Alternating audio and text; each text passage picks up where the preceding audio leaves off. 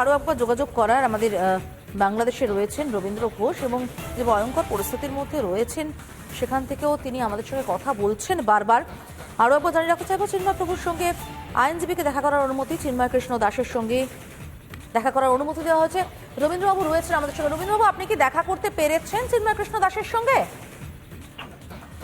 আমি যখন দেখা করতে যাই তখন ওনাদের কিছু ফর্মালিটি আছে, ফর্মালিটি করতে বলতে 1 ঘন্টা দেরি হবে। ইন দি মিন টাইম আমার আবার আজকে কোর্টে শুনানি ছিল একই ম্যাটারে। তো চিন্ময় কৃষ্ণের যে শুনানি করার জন্য আজকে আমি পারমিশনটা পেয়েছি, জজ সাহেব পারমিশন দিয়েছে এই কিছুক্ষণ আগে। উনি এটা আজকে শুনানি করবেন।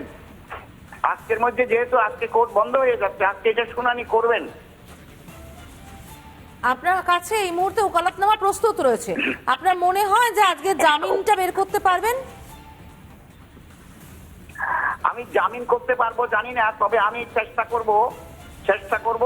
আর জজ সাহেব বলেছেন যে আপনি একজন জুনিয়র লয়ার, আপনি তো ঢাকা চলে যাবেন, একজন জুনিয়র লয়ার আপনি রেখে যাবেন যাতে করে উনি এখানে রিপ্রেজেন্ট করতে পারে। আর আমার প্রটেকশনের জন্য উনি নিজেই বলে দিয়েছে অন্য লয়াররা যাতে ডিস্টার্ব না করে কোর্টের মধ্যে, ওটা জজ সাহেব নিজের মুখে বলেছে এবং পুলিশকে নির্দেশনা দিয়েছে যাতে করে আমার নিরাপত্তা বিঘ্নিত না হয়। ঠিক এই প্রশ্নটা আপনার কাছে রাখতে যাচ্ছিলাম আমি রবীন্দ্রবাবু।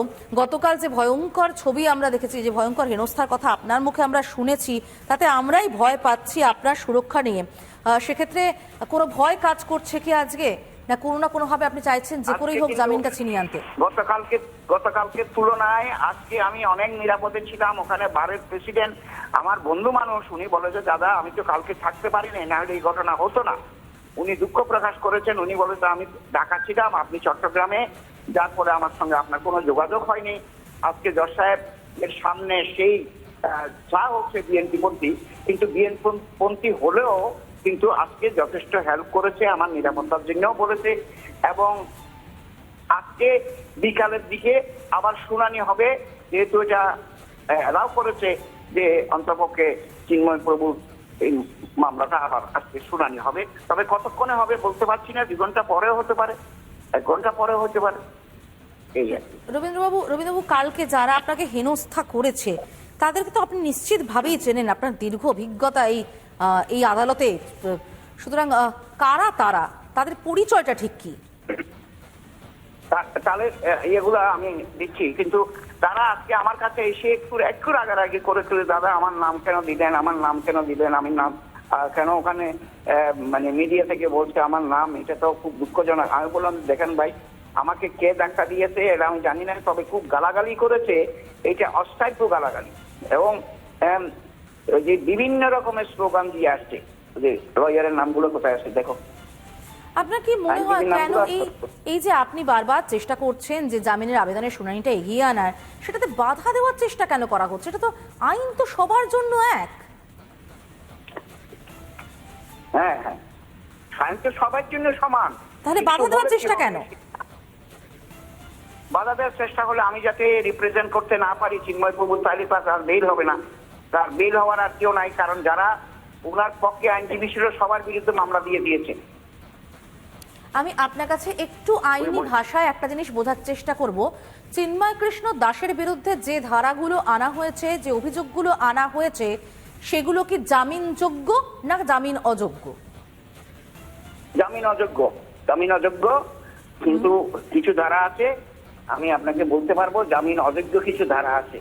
যেমন আপনাকে বলি যে ধারা হলো 120 খ, 124 ক, 153 ক, 109 এবং 34 দণ্ডবিধি। এটা বাংলাদেশ দণ্ডবিধি আইনে তার বিরুদ্ধে মামলাগুলো করা হয়েছে। যে মামলাটা করেছে আসলে এটি যে বেশ একটা মামলা, মানে তাও 7 দিন পরে মামলাটা করেছে। কনফ্লিক্টেড একটা মামলা, যেই আমাদের বাংলাদেশের যে পতাকা, সেই পতাকার মধ্যে কি করে পাকিস্তানি ওই যে এটারে কি বলে চাঁদতারা লাগিয়ে দিয়েছে। এটা তো পতাকাই না, বাংলাদেশের পতাকাই না, হ্যাঁ মানে উপরে। কিন্তু এটা তো কোনো সেডিশন মামলা হতে পারে না, দেয়ার ইজ নো ল। কিন্তু এখন তারা বলছে যে একটা লয়ার মারা গেছে, সেটা ওই চিন্ময় প্রভুর আইনজীবীরা তাকে মেরেছে। এটা কিন্তু সত্য নয়। Until and unless it is certified, it is মানে pronounced by the court, how he will be মানে রবীন্দ্রবাবু, আমি যদি স্পষ্ট কথা একটু যদি সোজা কথায় বোঝার চেষ্টা করি রবীন্দ্রবাবু, তাহলে যে মামলায় যে ধারাগুলো দেওয়া হয়েছে সেগুলো অত্যন্ত দুর্বলভাবে কেসটাকে সাজানো হয়েছে। আপনার কথা অনুযায়ী অত্যন্ত দুর্বলভাবে সাজানো হয়েছে, কিন্তু জামিন অযোগ্য ধারা দেওয়া হয়েছে। সেই দুর্বলতার জায়গা কতটা, যেখান থেকে চিন্ময় কৃষ্ণ প্রভুর জামিন পাওয়ার সুযোগ রয়েছে? এখন ধারাগুলো তো খুব মানে খুব অযোগ্য ধারা, জামিন অযোগ্য ধারা। কিন্তু জজ সাহেব যদি মনে করে, এখানে কিন্তু প্রভিশন আছে, জজ সাহেব যদি মনে করে ধারাগুলো অযোগ্য ধারা, কিন্তু উনি ইচ্ছা করলে বেল দিতে পারেন। ওনার ডিসক্রিশনারি পাওয়ার, এটাকে বলে ওনার একটা ডিসক্রিশনারি পাওয়ার আছে। রবীন্দ্রবাবু, অনেক ধন্যবাদ আমার সঙ্গে কথা বলার জন্য। শেষ আর একটা বিষয় আপনার কাছে একটু বোঝার চেষ্টা করব, সেটা হচ্ছে আরো একবার আমি যেটা বোঝার চেষ্টা করছি, ধারাগুলো না হয় জামিন অযোগ্য দেওয়া হয়েছে, মামলা সাজানো হয়েছে যে যে পয়েন্টের উপরে, যে যে সূত্রের উপরে, সেগুলো কতটা শক্তিশালী সূত্র বা কতটা দুর্বল সূত্র বলে বর্ষীয়ান আইনজীবী হিসেবে আপনি মনে করছেন? আমি মনে করি এই মামলা কমপ্লিটলি মোটিভেটেড এবং এটা কগনিজেন্স নেওয়ার মতো কেস না। তারপরে এখানে যেহেতু লয়াররা সবগুলো হলো মানে কি বলবো, এখানে বর্তমান সরকারের আইনজীবী, তারা এটাকে প্রটেক্ট করার জন্য চেষ্টা করতেছে। এই মেট্রোপলিটন ম্যাজিস্ট্রেট কোর্টের যে কাজী শরীফ সাহেব এটা রিজেক্ট করেছে, ওনার বেইল যখন চাওয়া হয়েছিল নিম্ন কোর্টে, এটা বেইল রিজেক্ট করেছে। পরবর্তীকালে মহানগর দায়রা জজ আদালতে চট্টগ্রামে ওনারা একটা আপিল করেছে, আপিলটা এখন শুনানির পর্যায়ে আছে। আমি জানি না হোয়াট উইল হ্যাপেন, তবে মামলার একদম দুর্বল, এই ধারাগুলো কমপ্লিট দুর্বল। এই কারণে আমরা আশা করি যে ওনার বেল হতেও পারে, নাও হতে পারে। বেল যোগ্য হবে, যেহেতু আমরা যদি আজকে শুনানি করতে পারি ঠিক মতো, তাহলে আশা করি বেল হবে। অনেক ধন্যবাদ আমার সঙ্গে কথা বলার জন্য। আমরাও অবশ্যই চাইবো আপনি সুস্থ শরীরে কোনো রকম হেনস্থার শিকার না হয়ে শুনানিটা শেষ করুন, এবং অবশ্যই যে কোনো দেশে, যে কোনো জায়গায়, যে কোনো অপরাধের ক্ষেত্রে আইনজীবী পাওয়ার, শুনানি হওয়ার একটা অধিকার সবার রয়েছে, আইন সবার জন্য সমান, সেটা যেন অন্তত হয়। অনেক ধন্যবাদ এতক্ষণ আমাদেরকে সময় দেওয়ার জন্য। আমরা কথা বলছিলাম রবীন্দ্র ঘোষের সঙ্গে, আইনজীবী রবীন্দ্র ঘোষ, যিনি একটা অশুভ লড়াই লড়ছেন ঠিক কথায়, কিন্তু অনড় তার লড়াইয়ে। তিনি গতকালও লড়ে গিয়েছেন, আজও লড়ে গিয়েছেন, আজও লড়বেন শুনানির জন্য। এবং তিনি যেরকমটা বললেন যে দুর্বল, অত্যন্ত দুর্বলভাবে মামলা সাজানো হয়েছে, সেই জায়গায় দাঁড়িয়ে থেকে এই মামলা কিন্তু ধোপের টেকারই কথা না। দেখা যাক কি হয় আজকের শুনানিতে।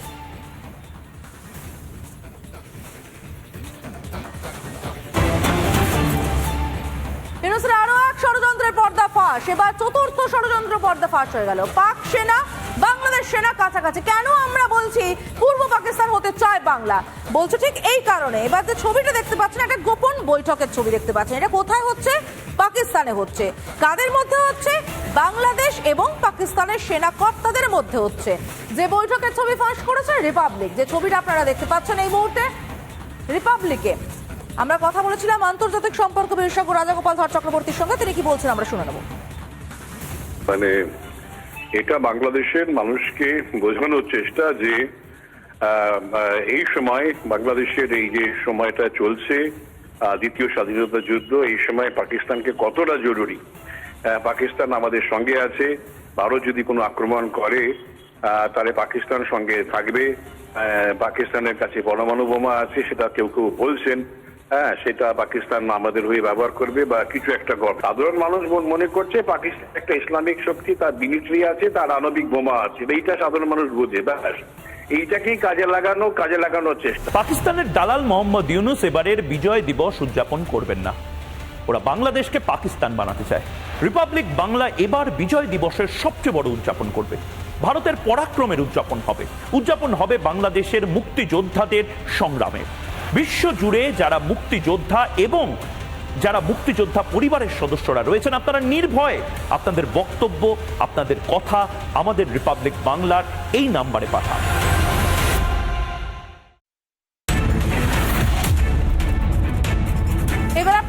যাব ভারত বাংলাদেশের ঘোজাডাঙ্গা সীমান্তে। আপাত দৃষ্টিতে সব শান্ত মনে হবে এখানে, কিন্তু সীমান্তে গেলে বুঝতে পারবেন দীর্ঘ এলাকায় কাঁটাতারের কোনো বেড়া নেই এবং সেখানে কারোর কোনো পা পড়েনি। বোঝা যায় ভারত বাংলাদেশ সীমান্তের ঠিক কী পরিস্থিতি এখান থেকে। একটা বিশেষ প্রতিবেদন দেখুন আমাদের প্রতিনিধি ভাস্করের সঙ্গে।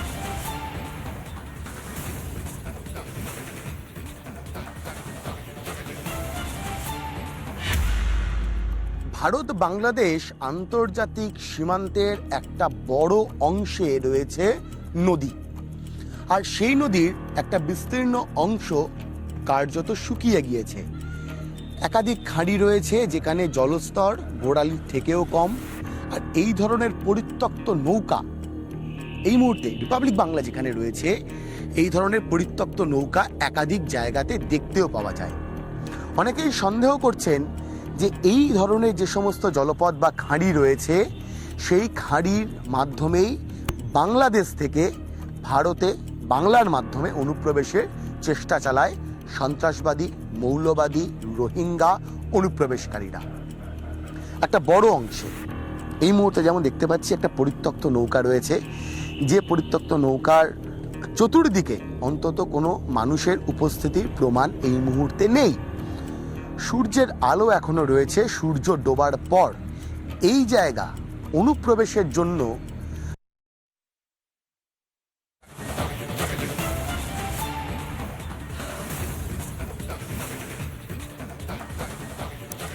দেখছিলেন ভাস্করের প্রতিবেদন। খাড়ির পার বরাবর কোথাও কোনো কাঁটাতার নেই, শুধু তাই নয়, সেখানে বেশ কিছুদিন যে মানুষের পা পড়েনি তাও বুঝতে পারা যায়। আপাত দৃষ্টিতে সবটা নিরাপদ দেখালেও আদতে কিন্তু ভারত বাংলাদেশের ঘোজাডাঙ্গা সীমান্ত একেবারেই নিরাপদ নয়।